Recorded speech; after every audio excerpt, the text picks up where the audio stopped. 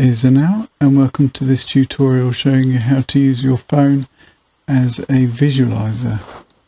Right, first off, open up Teams and find a meeting to join, and join it.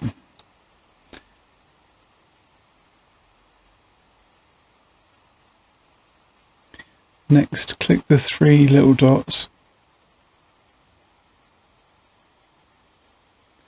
and choose Share, and then Share Video. Right, and now you can see your laptop. Join the meeting on your laptop. This is of course connected to your overhead projector so the class can see. And you're going to choose Add this device. Go on, click the button. Right, and wait for it to load. And brace yourself for the infinity mirror effect. Oh yeah. You could waste less than doing this.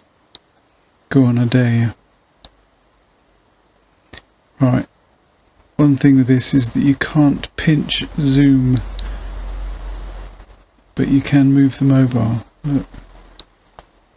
Right, lots of keys, fantastic, huh?